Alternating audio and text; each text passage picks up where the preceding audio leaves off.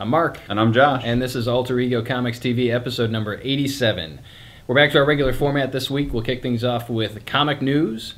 And this week it was reported that ABC TV has ordered a pilot by Joss Whedon for a S.H.I.E.L.D. TV series, which will be independent of the Avengers movie. Their quote was autonomous of the Avengers movie.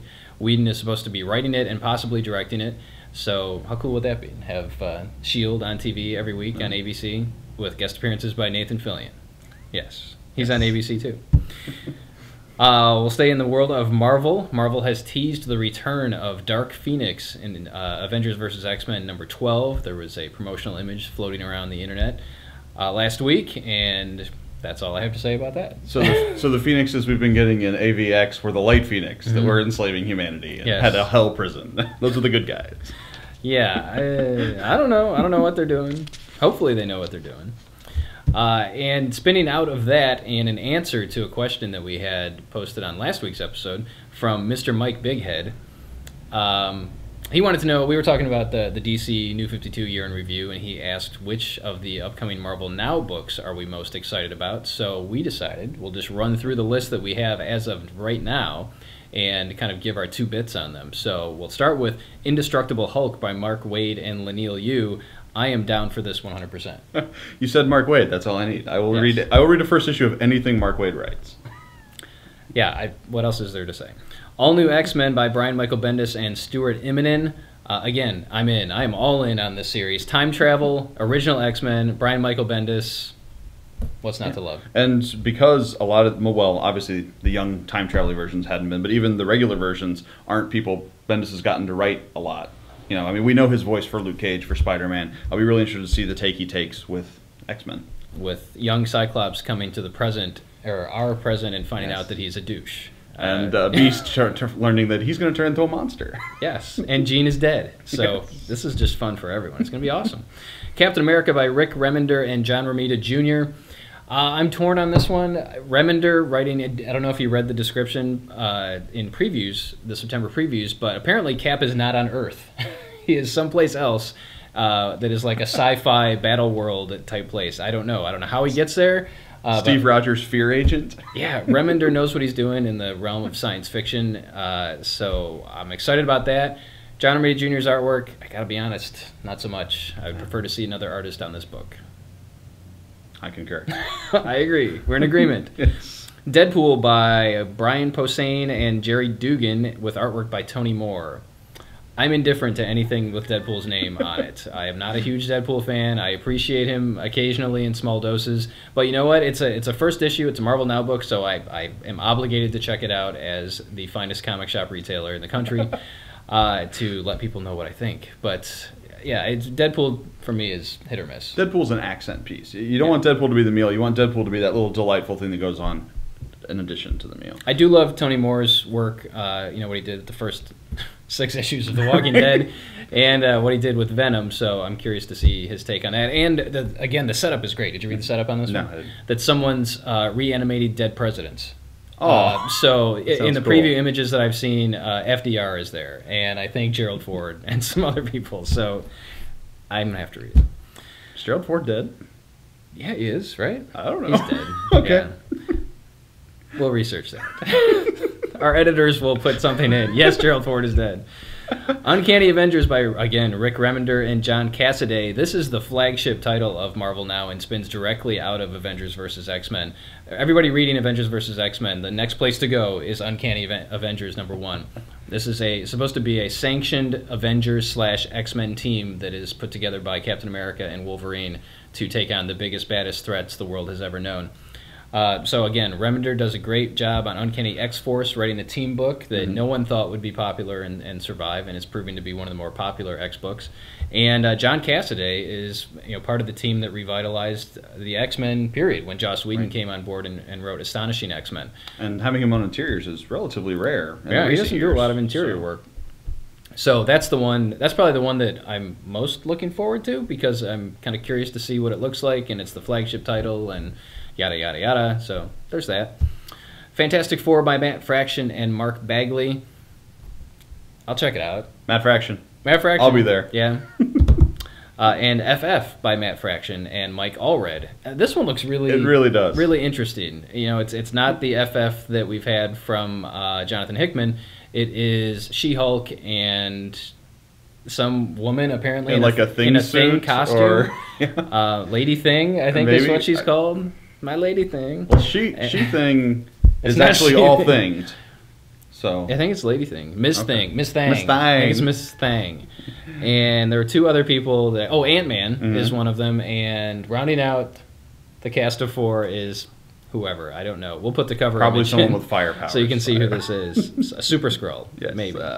We've got Iron Man by Kieran Gillen and Greg Land, and when I first heard this one announced, I wasn't too excited, but I've seen some of the interiors, and even though they may be photorealistic, they look really good. So I think Land drawing a guy in armor is a good thing. That's probably true. Yeah, I'm not hugely a Land fan, but I love what Kieran Gillen's done on Journey into Mystery. So I'm very excited for what he's going to do to Tony. That sounds dirty. Thor, God of Thunder by Jason Aaron and Esad Ribic. What? Thumbs down. No way. Jason Aaron is gold, baby. I mean, I'm enjoying everything that Aaron has written. Incredible Hulk. Except that. I don't know if the audio picked that one up. I said except that. But his take on Thor, apparently he's going to be writing Thor in 3 different time periods, so we're seeing Thor at 3 different stages in his life. And the work by Esad Ribic, I mean, you have to admire the guy's artwork. It's awesome. And then, finally, right now, the last Marvel Now book we're aware of is X-Men Legacy by Simon Spurrier and Tan Ang Huat. I may not even read this book. I got to tell you, I am that interested in this. Legion is apparently the central character of this, Professor X's kid who has the crazy. And I don't know if I've read anything by Simon Spurrier, and I don't know if I've seen anything by Tan Ang Huat. I liked the previous Legion stuff. I liked it more when Mike Carey was writing it than the more recent incarnations. But what they did with Legion, where he was currently at, I could see a cool story coming out. So I'll definitely check it out. It has potential, but yes, not exactly big names. I have to check it out. I mean, it's like the New 52. I will read every first issue in the Marvel Now program. For you. Not always for me, but for you. All right, so that's Mr. Mike Bighead. I think you got more than you bargained for with that question there, but we appreciate it. Thank you for asking a question. And we appreciate all the comments on the last episode, our New 52 Year in Review. You guys are awesome. All right, last week's top picks. I don't know why I'm yelling. Exo Man of War number 4 by Robert Vendetti and Kerry Nord. This is just awesome. Exo Man of War has been on my list, I think, from the very beginning. It is a lot of the Valiant stuff, and specifically this book. This is one of my favorite books right now. I look forward to this issue, or to the series, every month it comes out. It's always near the top of my stack. It's just new and different. I don't know what's going to happen next, so I keep coming back for more. The artwork is very solid. The characters are very interesting. I think we're being bombed by some planes at the moment, but I'm digging it. Exo Man of War, we still have the previous issues in stock, so it's not too late to jump on board, and you absolutely should. Also, top pick last week, Extreme X-Men, number 2, written by Greg Pak with art by Stefan Segovia, that guy. And Extreme X-Men is so much fun. I'm a sucker for alternate realities, and basically a book where we hop from reality to reality, checking out different versions of the X-Men is great. This reality jump has taken us to a world where the X-Men are either powered up or are just revered as gods. So they're basically the gods of society. You've got Namor as the god of the sea, and Storm obviously is the goddess of winds, and it's really cool. You know, Thor is with the X-Men and this sort of weird pantheon, and you've got the reaction. You have this version of Wolverine who's a little bit, maybe not wiser, but he's a little more circumspect, a little bit more willing to make political negotiations, kind of taking the smart track because and not getting smited. Prime Minister of Canada or something. Yeah, from his world, he was he was one of the leaders of Canada, so he knows how to behave when you're in the presence of leaders. Yeah, and then you've got Dazzler not wanting to deal with him at all and just getting unleashed, and it's so great to see these personalities that we're familiar with juxtaposed in different realities, and just so much fun. So much fun. A teenage Nightcrawler, a headless, or a just the head of Xavier in a jar. Yeah. A young Emmeline Frost Summers, who is presumably either Emma Frost, who was married to Scott, or their daughter. It's Yeah. not really clear at this point. It's a fun book. It's Really fun, is. new, different. All right, we're going to pause here for a moment and mention 3 books. This is usually top 5, but this is still going to be top 5. These 3 count as 1. These are things that you need to be aware of, and if you're not, you just have been asleep at the wheel. But Justice League number 12 came out last week, and that has the cover of Superman and Wonder Woman making out. It's gotten a lot of press coverage, and it's a good book. And my favorite part of the book was their explanation, or their conversation. This is a conversation between Superman and Wonder Woman near the end of the issue, where they basically say, you know, we're alone on this world. You know, I can't relate to people. The people that I love are constantly in danger. I'm an alien here, and they end up, you know, getting it on. Well, not that. That may happen somewhere down the road. We'll have some like superpowered child. So let's go to the scorecard. Batman was getting it on in the first issue of the New 52 with Catwoman. It took Superman a year. He's more of a Boy Scout. He's Batman. Yes. He had to wait for Wonder Woman to make the first move. So that leads into Justice League International Annual #1, which is the final issue of Justice League International. And unbeknownst to us, because apparently we can't read the solicitation copy, this was co-written by Jeff Johns and Dan DiDio, not the regular series writers on Justice League International. And it, as I said, it spins out of Justice League 12, and it sets up the new Justice League of America series that we've heard about for 2013, which is made up of B and C list characters, apparently, who are going to be working for the government in some capacity. So, I mean, they definitely go together. made They it complement nice. each other. They complement especially each other. with Like what a you have fine going wine. on. Yes. In the Justice League book, you've got the resolution of the storyline where the Justice League are being hunted down, or are hunting down this guy who's crazy. Yeah, but the disposition of Wonder Woman's boy toy. Steve Rogers. Steve Trevor. That's right. Steve Trevor, definitely where he is at the end of Justice League helps sets up where this new Justice League is coming. League of and he is sort America. of on the promo cover we've seen, so Yes. that's his team. And finally, I do want to give a shout out to those of you that are reading Lock and Key in collected edition. There's a one-shot that came out last week called Grindhouse. And the previous one-shot, the Guide to the Keys, something like that, has never been included in any of the collected editions, and it was a very cool story. This one is also very cool. It's a standalone story. It takes place in the 1920s, 1930s, Somewhere in there. maybe a little later than that. Could be later. Doesn't involve any characters that we've ever seen before, except previous members of the Locke family. Again, we've never met them before. Right. And the house. And the house is really a significant the main character story. in this book. It's called Grindhouse for a reason. I mean, it really feels like a kind of a Quentin Tarantino presents this standalone thing where a bunch of bad guys, Canadian or French Canadian mobsters, end up staying over at the house and imposing their will on the family members, and bad things happen. But anyway, it's a one-shot. If you've been reading Lock and Key in collected edition, you want to check out this standalone one-shot. And it's great presentation. It's presented like an EC book. You know, the fonts are different. It looks like an old horror or crime comic, and it's just a great. It's by great the same one-off. creative team, Joe Hill and Gabriel Rodriguez. And one of the things I really liked about it is that Rodriguez, his art style has changed for this issue. He's not drawing the same way he does the regular series. You can still see little hints here and there of the way he draws the current Lock and Key series, but it's a little dirtier. It's a little more raw. And I was surprised to see that it was him, because I looked at the first few pages and went, this looks nothing like Gabriel Rodriguez. So, 3 to watch. Check them out. Also great last week, and my pick of the week was Wolverine and the X-Men number 15 by Jason Aaron with art by Jorge Molina. Or George. Wolverine and the X-Men is great. As much crap as I give Jason Aaron, Wolverine and the X-Men has pretty much been good every issue from issue 1. And this one rings especially good because, honestly, I enjoy what's going on in AVX, but I'm sick to death of it. I mean, every Avengers book I read, every X-Men book, they're wrapped up in this battle and it's serious. And Wolverine and the X-Men still ties into that, but it manages to give you a relief from it. You know, you see these characters going about their lives, you see the effect it's having on the school, and it's fun, it's interesting, there's great character moments, and it's just a wonderful, wonderful comic. I loved this issue.